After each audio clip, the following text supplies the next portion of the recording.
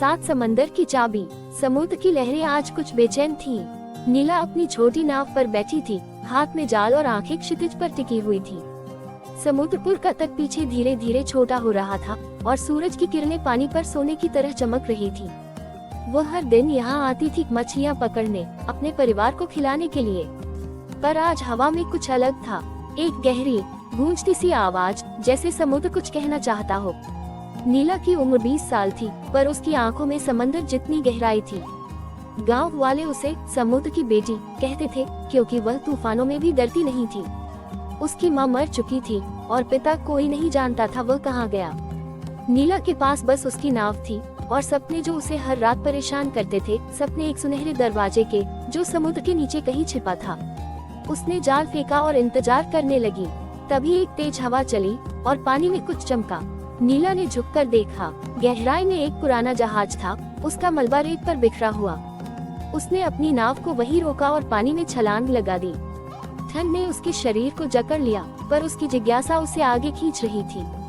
जहाज के टूटे हुए तख्तों के बीच उसे कुछ मिला, एक चाबी, छोटी, चमकीले और उस पर नक्काशी जो किसी अनजान भाषा की लगती थी। जैसे ही उसने उसे छुआ, पानी में एक कंपन हुआ और चाबी नीले प्रकाश से चमक उठी। नीला वापस नाव पर चढ़ी, चाबी को हाथ में घुमाते हुए। ये क्या है? उसने बुदबुदाया। तभी आसमान काला हो गया, बादल गरजने लगे और लहरें ऊंची होने लगी। उसकी नाव डगमगाए, पर नीला ने डंडा कसकर पकड़ लिया। शांत हो जा, उसने चिल्लाया, जैसे समुद्र उसकी बात सुन लेगा।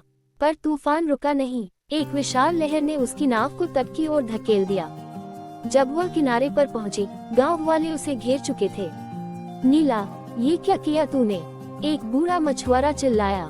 समुद्र नाराज है। मैंने कुछ नहीं किया, नीला ने कहा, चाबी को अपनी जेब में छिपाते हुए। पर उसकी बात खत्म होने से पहले ही एक और आवाज गूंजी। वह चाबी कहाँ है? नीला ने मुड़कर देखा। एक अजनबी खड़ा था, लंबा, कंधों तक बाल और आंखों में एक जंगली चमक। उसकी कमीज फटी हुई थी और हाथ में एक पुराना नक्शा था। मैं आर्यन हूँ, उसने कहा, और जो तुमने उठाया वो मेरा है। तुम्हारा? नीला ने भौहें चढ़ाई। ये समुद्र से मिला, किसी का नहीं है। आर्यन ने एक कदम आगे बढ़ाया। तुम नहीं जानती ये क्या है? वो 7 समंदर की चाबी है। उसे वापस दो, वरना सब डूब जाएंगे। नीला हंसी। 7 समंदर, ये कोई कहानी नहीं है। पर उसकी हंसी फीकी पड़ गई जब उसने देखा कि गांव के लोग पीछे हट रहे थे। तट पर सैनिक आ रहे थे, राजा के सैनिक, जिनके कवच पर समुद्र की लहरों का निशान था। उसे पकड़ो, एक सैनिक ने चिल्लाया। उसने राजा का खजाना चुराया। नीला चौंकी। खजाना? ये तो बस एक चाबी है। पर सैनिकों ने उसकी बात नहीं सुनी। वे उसकी ओर बढ़े और नीला ने फैसला किया। वह भागी, चाबी को कसकर पकड़े हुए। आर्यन उसके पीछे दौड़ा। रुक जाओ, पागल लड़की, उसने कहा, तुम इसे नहीं समझती। वे गांव के बाहर एक चट्टान के पीछे छिप गए। नीला की सांसें तेज थीं। बताओ, उसने आर्यन से कहा, ये चाबी क्या है? आर्यन ने नक्शा खोला। उस पर 7 घेरे थे, हर एक में एक नाम, सप्त सागर। ये चाबी एक दरवाजे को खोलती है, उसने कहा। एक दरवाजा जो 7 समुद्रों की शक्ति को छिपाए हुए है। जो इसे खोलेगा वो दुनिया का मालिक बन सकता है या उसे तबाह कर सकता है। और तुम इसे क्यों चाहते हो? नीला ने पूछा। आर्यन की आंखें गहरी हो गईं। मेरी बहन, उसने कहा, वह समुद्र में खो गई। एक श्राप ने उसे ले लिया। ये चाबी उसे वापस ला सकती है। नीला चुप हो गई। उसने चाबी को देखा, जो अब भी हल्का सा चमक रही थी। और राजा, वह इसे अपनी ताकत के लिए चाहता है, आर्यन ने कहा। पर वो नहीं जानता कि इसे खोलने की कीमत क्या होगी। तभी चट्टानों के पीछे से सैनिकों की आवाजें आईं। नीला ने आर्यन की ओर देखा। तो अब क्या? हम भागते हैं, आर्यन ने कहा, और इस चाबी को उस दरवाजे तक ले जाते हैं, साथ में। नीला ने हिचकिचाते हुए सिर हिलाया। उसने चाबी को अपनी मुट्ठी में बंद कर लिया। समुद्र की गर्जना अब और तेज हो गई थी, जैसे वह उनकी बात सुन रहा हो। अगले कुछ दिन नीला और आर्यन ने किताब को समझने की कोशिश की। दूसरा समुद्र, लाल सागर, उनका अगला पड़ाव था। पर नीला के मन में शक बढ़ रहा था। तुम सच कह रहे हो ना?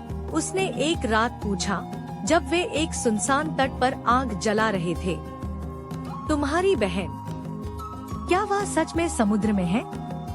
आर्यन की आंखें नम हो गईं। वह मेरी छोटी बहन थी, माया। हम एक जहाज पर थे जब तूफान आया।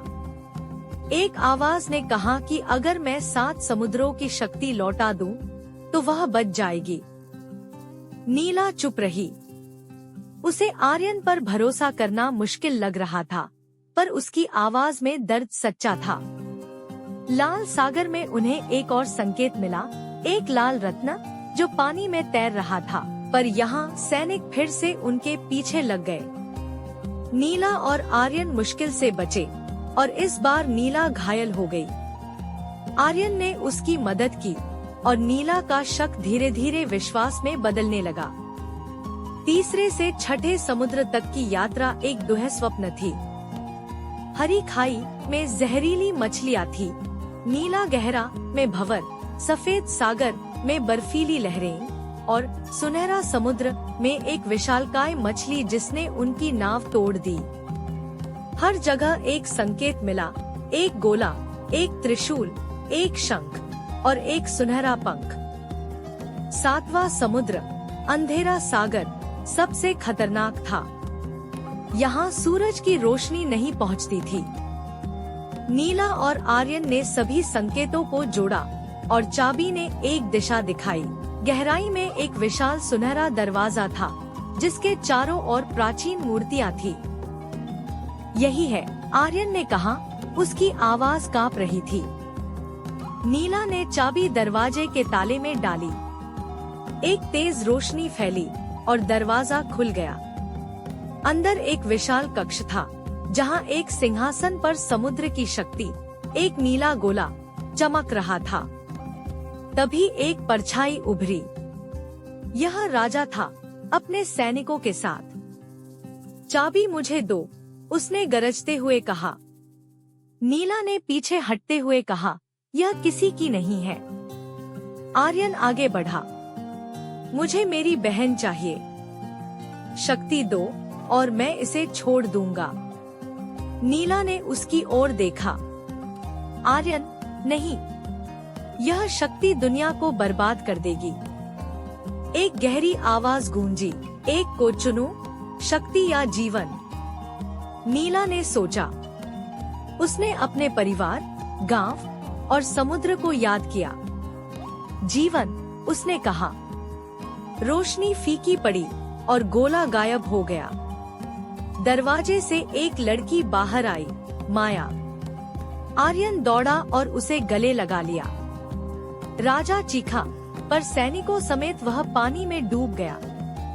नीला और आर्यन माया को लेकर समुद्रपुर लौटे। समुद्र शांत हो गया था, जैसे उसका गुस्सा खत्म हो गया हो। नीला ने चाबी को समुद्र में फेंक दिया। यह अब किसी की नहीं, उसने कहा। आर्यन ने मुस्कुराते हुए कहा, तुम सचमुच समुद्र की बेटी हो। नीला हंसी। उस रात सपनों में सुनहरा दरवाजा नहीं आया। समुद्र की लहरें अब उसे पुकार नहीं रही थी, वह आजाद थी। Be tons and crazy spins where the fun begins and never ends. Click that button, it's your friend. Join the crew, let's transcend. Thanks for watching, don't be shy. Hit subscribe.